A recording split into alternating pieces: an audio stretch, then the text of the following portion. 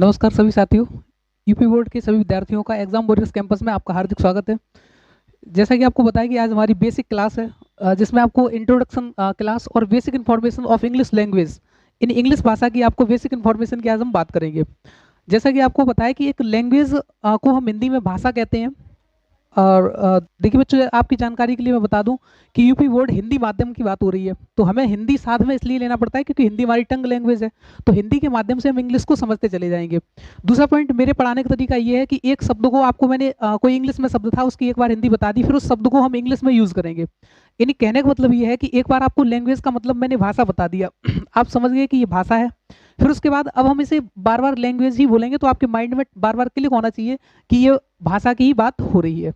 तो अगर हम सबसे पहले बात करें यहाँ पर भाषा की, लैंग्वेज की, तो लैंग्वेज जो शब्द है ये लिंगुआ नामक शब्द से बना है। यानी ये लैंग्वेज जो शब्द है वो लिंगुआ नामक शब्द से बना है, जिसका मतलब होता है कॉमन। कॉमन का मतलब सामान्य। लिंगुआ के साथ एक और वर्ड जोड़ा गया, फ्रेंका। फ्रेंका लिंगुआ फ्रेंका दोनों का मतलब हो गया, और फ्रेंका का मतलब लैंग्वेज, तो कॉमन लैंग्वेज। इसका हिंदी में अर्थ हुआ सामान्य भाषा। सामान्य भाषा यानी आम बोलचाल भाषा, लोक भाषा को ही हम एक प्रकार का क्या कहते हैं, लैंग्वेज। दूसरी भाषा में हम समझते हैं भाषा। यानी भाषा जो है वो संस्कृत की भाष धातु से बना है। यानी धातु एक प्रकार की क्रिया होती है जिसे इंग्लिश में हम वर्ब कहते हैं। तो यहाँ पर एक मतलब निकल के आया कि भाषा भाष धातु की संस्कृत की भाष धातु से बनी हुई है, जिसका अर्थ होता है विचारों की अभिव्यक्ति का एक माध्यम। यानी पहला इसका तो मतलब केवल भाषा का ये है कि विचारों की अभिव्यक्ति करना। अब विचारों की अभिव्यक्ति का मतलब ये हो गया कि आपके पास कोई विचार है, आपको किसी दूसरे पर्सन के पास पहुंचाने हैं, तो उसके लिए आपको बोलना तो पड़ेगा ही, और बोलेंगे वो चीज़ क्या होगी, वो आपकी भाषा होगी। तो कहने का मतलब विचारों की अभिव्यक्ति का जो माध्यम होता है वही क्या कहलाता है, भाषा कहलाता है। ये बात यहाँ तक समझ में आ गई होगी। दूसरा पॉइंट आप समझेंगे कि इसी का एक और पोर्शन होता है जिसे आप ग्रामर कहते हैं। ग्रामर को हिंदी में हम लोग व्याकरण बोलते हैं। हर एक भाषा का एक अपना व्याकरण होता है।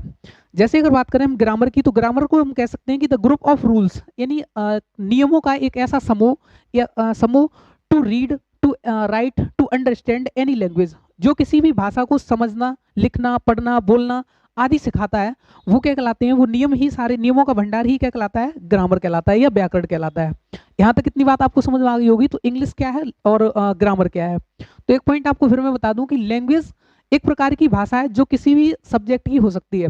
जैसे आपके यूपी बोर्ड में आपको दो भाषाएं मिलती हैं, एक तो हिंदी और एक इंग्लिश, जिसमें से आप इंग्लिश की बात कर रहे हैं, जिसमें आपको समझ में आ रहा होगा कि जो इंग्लिश एक प्रकार की लैंग्वेज है जिसमें हम किसी भी सब्जेक्ट को पढ़ सकते हैं। जैसे अन्य क्लास के आपने सीबीएसई बोर्ड के बच्चे देखे होंगे, उनकी साइंस भी इंग्लिश में होती है ना। अन्य सब्जेक्ट सोशल स्टडी भी इंग्लिश में मिलेगी।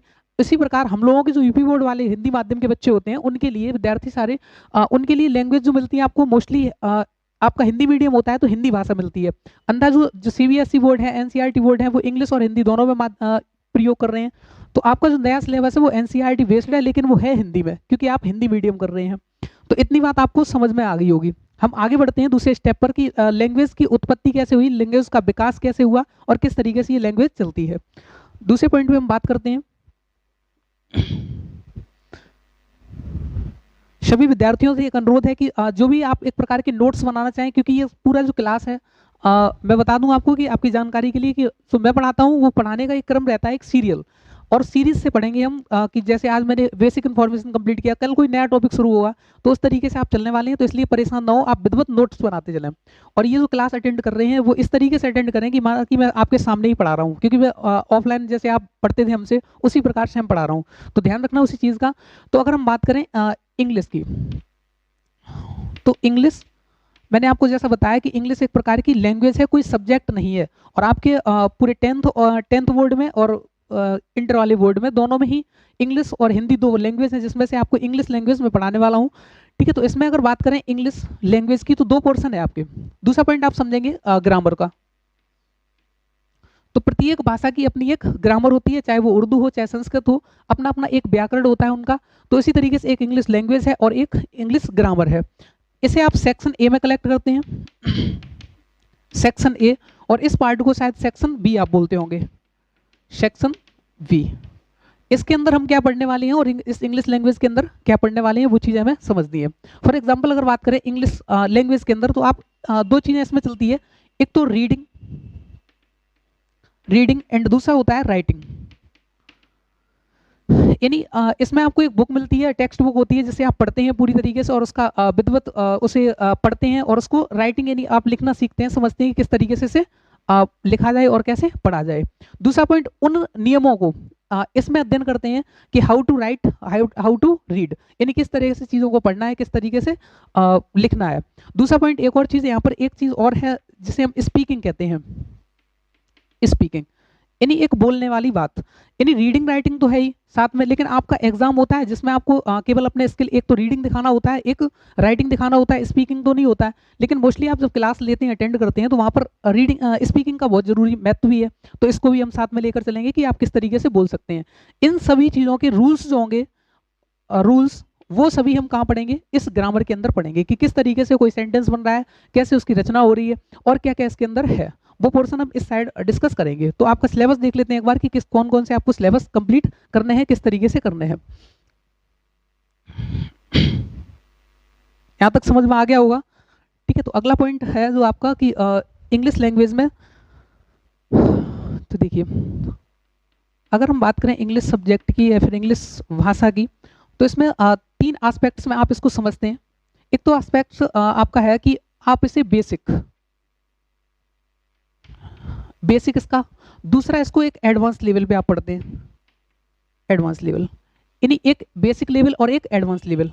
आपको पता है कि ये जो बैच चलेगा वो 0 से लेकर चलेगा, और 0 से आप हीरो को भी क्रॉस करेंगे, और हीरो के बाद जो भी आपका विलेन होता है, यानी विलेन तक पावर आप लेके चलेंगे। यानी कहने का मतलब 0 टू हीरो तो बनना ही है, लेकिन विलेन जो होता है उसको भी आपको देखना है कि किस तरीके से इसे कवर करेंगे। तो कहने का मतलब सबसे पहले हम बेसिक कॉन्सेप्ट पूरे करेंगे, उसके बाद हम एडवांस, और फिर एडवांस से भी थोड़े और आगे बढ़ जाएंगे, क्योंकि आप लोग इंटर और हाई स्कूल की तैयारी कर रहे हो। आने वाले समय में मैं जितना यही चाहता हूँ कि आप जल्दी से जल्दी नौकरी लें, तो आप इंटर के तुरंत बाद ही क्या कर लें, जॉब की तैयारी करेंगे। जॉब में भी आपको पता है कि सेंट्रल लेवल के जितने भी एग्जाम होते हैं उनके अंदर इंग्लिश इंपॉर्टेंट है। तो आप एक जो इस सब्जेक्ट का जो अध्ययन कर रहे हैं वो आगे आपको काम आने वाला है, तो बार बार ना पढ़े, एक ही बार पढ़े, यही मैं आशा करता हूँ। तो जैसे मान लो आप एयरफोर्स आगे चलकर देंगे, आप एयरफोर्स दे सकते हैं, एनडीए का दे सकते हैं, आप एसएससी, बैंकिंग, कहीं भी जाएंगे आपका इंग्लिश साथ देगी। तो इंग्लिश साथ देगी तो आप क्यों ना ऐसा पढ़े कि एक बार पढ़े और आपको हमेशा बार बार पढ़ने की जरूरत ना पड़े, केवल आप रिवीजन करें और आप एग्जाम देने जाएं।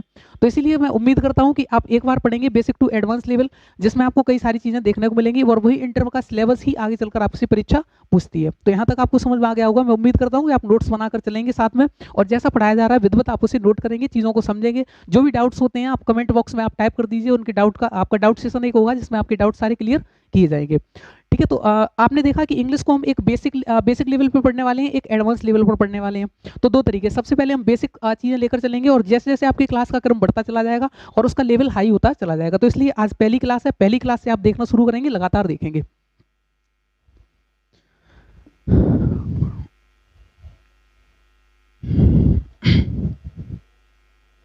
हाँ जी, तो आ जाइए अब इसमें देखिए ग्रामर के अंदर, अगर हम जो आपने यहाँ पर बेसिक में लिखा, तो बेसिक के अंदर हम क्या क्या चीज़ें देखते हैं उनको समझ लीजिए। कि बेसिक के अंदर आप वर्ड्स को विधिवत तरीके से देखते हो, और वर्ड्स में आप इनके जो वर्ड्स के प्रकार होते हैं, जैसे वो नाउन मान लीजिए कि कौन से एस्पेक्ट्स में रखा है, प्रोनाउन, इस तरीके से आप जो भी होते हैं पार्ट ऑफ स्पीच, आप इसमें इसका अध्ययन करते हैं, पार्ट ऑफ स्पीच, आप इसके तरीके से इसका अध्ययन करते हैं। दूसरा जो आप एडवांस लेवल की बात करते हैं, एडवांस में आप क्या क्या देखने वाले हैं, तो एडवांस में कहानी शुरू होती है टेंसेस से, और टेंस से लेकर आप लास्ट जो टॉपिक आपका होगा वो नरेशन की तरफ हम आगे बढ़ेंगे, नरेशन, ठीक है। इसके अलावा एडवांस में ही आप और आगे बढ़ेंगे, ये टेंस का पोर्शन हो गया। दूसरा आपका अगला जो कॉन्सेप्ट चलने वाला है उसमें आपको देखना है कंपैरिजन,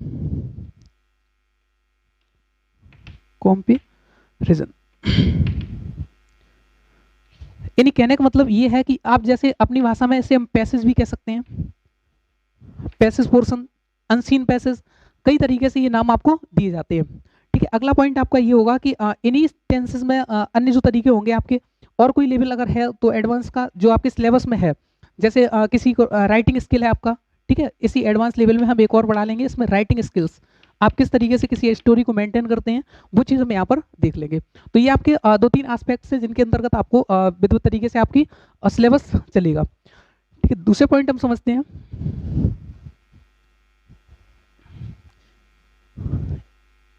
ये तो हमने इसकी बात कर ली कि इस तरीके से आपका सिलेबस चलेगा। अब दूसरे पॉइंट समझिए, जो लैंग्वेज है इसका उत्पन्न कैसे हुई, बेसिक इन्फॉर्मेशन और थोड़ी बहुत है, उसके बाद हम कोई सिलेबस में एक टॉपिक उठाएंगे जिसको हम आगे ले जाएंगे।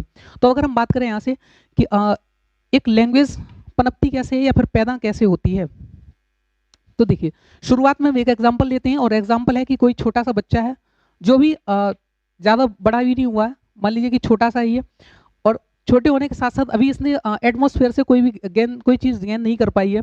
तो अगर ये बात करें हम इसकी, तो ये क्या बोल सकता है, जरा दिमाग चला के देखें कि ये बोल सकता है। तो केवल अभी ये रोता है, कुछ चीज़ें और एक्टिविटी करता है, बाकी के ये अभी कुछ बोल नहीं पाता। दूसरा पॉइंट हुआ क्या कि अब इसके कानों में धीरे धीरे आवाज़ें पड़ी, जैसे जो जो शब्द इसने सुने वही शब्द ये क्या करने की कोशिश करेगा, बोलने की कोशिश करेगा, यानी जो सुनेगा वही क्या करेगा, ये बोलेगा। तो सबसे पहले यहाँ पर किसी भी भाषा को बोलने के लिए आपको जरूरत है साउंड की। तो आपके पास सबसे पहले किसी भी लैंग्वेज के लिए जरूरी है क्या चीज़ होना, साउंड। साउंड या इसी को हम कहते हैं वॉइस, यानी इसको होना बहुत जरूरी है। अच्छा, साउंड और वॉइस में क्या अंतर है?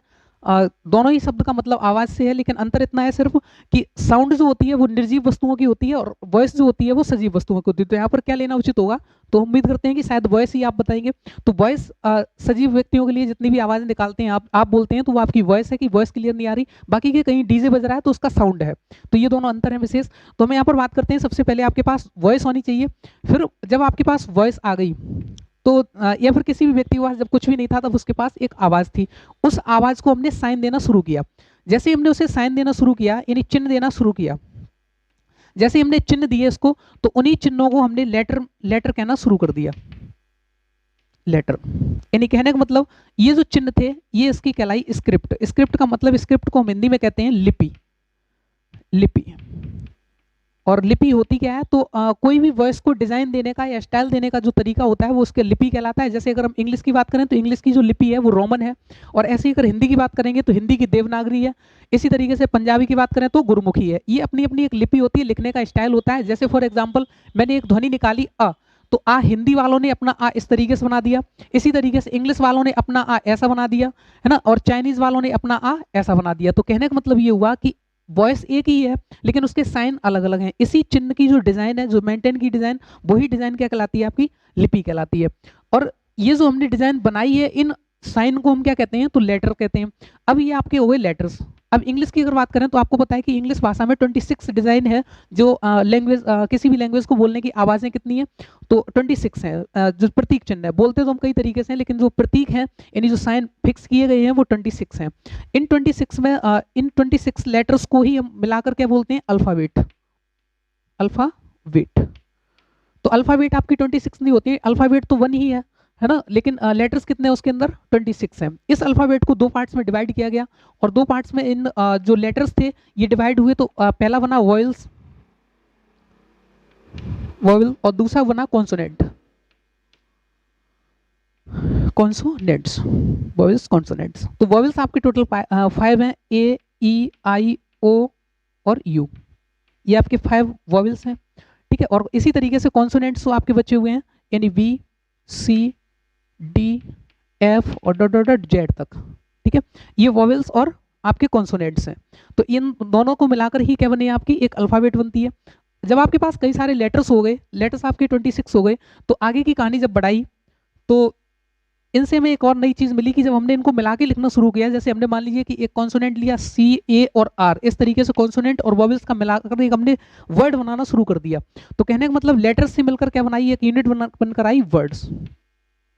वर्ड्स, ठीक है। तो वर्ड्स क्या होते हैं, तो आप कह सकते हैं इसको कि लेटर्स की एक ऐसी यूनिट जिसका कोई अर्थ हो। जैसे हमने सी आर लिखा तो आपको समझ में आया, और समझ में आया तो इसका मतलब ये वर्ड्स है। वरना अगर हम और कुछ लिख दें, हम यहाँ पर लिख देते आर ए सी, तो आर ए सी का कोई अगर मीन नहीं है तो ये वर्ड से बाहर है, यानी वर्ड कैटेगरी से, आउट ऑफ वर्ड कैटेगरी, यानी वर्ड कैटेगरी से बाहर है। तो ये चीज आपको समझ में आ गई होगी। तो वर्ड्स क्या होती है, तो कह सकते हैं हम इसको कि a meaningful unit, meaningful unit of letter, letters, यानी लेटर्स की एक मीनिंगफुल यूनिट, यानी मीनिंगफुल होना उसका अति आवश्यक है, तो ही वो वर्ड है, अन्यथा की हालत में वर्ड नहीं है। यहां तक आपको समझ में आ गया होगा। आगे अगर हम बात करें इसी की, तो वर्ड्स से मिलाकर हम एक तैयार की हमने फ्रेज। फ्रेज, ये फ्रेज क्या होते हैं, तो ये वाक्यांश होते हैं, यानी वर्ड को हम हिंदी में शब्द कहते हैं और इनको हम कहते हैं वाक्यांश, वाक्यांश। और इसी तरीके से लेटर्स को हम अगर हिंदी में बात करें तो हम वर्ड कहते हैं, और साइन को हम हिंदी में चिन्ह कहते हैं, चिन्ह। और वॉइस को हम क्या कहते हैं, ध्वनि कहते हैं। इस तरीके से यानी ध्वनि हुई, चिन्ह हुए, चिन्ह को हमने वर्ड कहा, वर्ड से शब्द बनाए, शब्द से वाक्यांश बनाए। इन वाक्यांश को जब शब्द मिलाकर लिखते थे लेकिन कोई विशेष अर्थ नहीं दे पाते ये, तो इन्हें फ्रेज कहते हैं। अन्यथा की हालत में जब ये अर्थ दे जाएगा तो वो बन जाएगा वाक्य। तो इसी के बाद हम अगला एक और टॉपिक आपका लास्ट है जिसे हम कहते हैं सेंटेंस। सेंटेंस, इसको हम हिंदी में बोलते हैं वाक्य। सेंटेंस क्या होता है, तो आप कह सकते हैं group of words that makes complete sense is called sentence. यानी सेंटेंस क्या है, तो आप कह सकते हैं कि शब्दों का एक ऐसा समूह जो एक मीनिंग को कंप्लीट करता है, वो क्या कहलाता है, सेंटेंस कहलाता है। तो यहाँ तक कहानी आपको समझ में आ गई होगी। जब आपके पास कई सारे सेंटेंस हो जाते हैं, यानी आपसे सेंटेंस हो गए, तो कुल मिलाकर आपकी क्या बन जाती है, तो भाषा बन जाती है। तो कहने का मतलब ये हुआ कि सबसे पहले वॉइस आई, वॉइस के बाद आपको उसने चिन्ह दे दिए, वैसे ही लेटर्स बना लिए, लेटर्स आ गए आपके पास, तो लेटर्स से मिलाकर हम वर्ड्स बना रहे हैं, वर्ड से मिलकर हमारे फ्रेज बन रहे हैं, सेंटेंस बन रहे हैं। तो इस तरीके से यहाँ पर लास्ट जो हो गया आपका सेंटेंस। जब सेंटेंस कई सारे हैं आपके पास, तो लास्ट आपकी कौन सी क्या बन जाती है, लैंग्वेज। यहाँ तक समझ में आ गया। अब आगे हम बढ़ते हैं कि बात कर लेते हैं जरा सेंटेंस की, कि सेंटेंस क्या होते हैं और कैसे कार्य करते हैं। आप लोग जो वीडियो जब इसे चलाएंगे तो आप वहाँ पर जैसे मैं ये साफ कर देता हूँ, तो आप उसे पोस्ट करके वीडियो, और आप इसे नोट कर सकते हैं। जो विधिवत नोट्स बना रहे हैं उन बच्चों के लिए, तो कोशिश यही करना है कि नोट्स बनाते रहना। अगर आप नोट्स बनाओगे तो आज से क्या ये आगे तक काम आएंगे आपके। चलिए आगे हम बात करते हैं। जैसे अभी हमने बात की थी, लास्ट जो बात हुई थी आपकी वर्ड से, है ना, वर्ड से मिलाकर हम बना रहे थे एक सेंटेंस। सेंटेंस, अब देखो परीक्षा आपसे कई तरीके के एस्पेक्ट्स में क्वेश्चन पूछती है। जैसे वर्ड से क्वेश्चन कौन कौन से आते हैं आपके लिए, तो आपको बताया कि एक तो क्वेश्चन वो सिनोनिम्स आपसे पूछती है, एक एंटोनियम से पूछती है ना। इसी तरीके से आइडियम,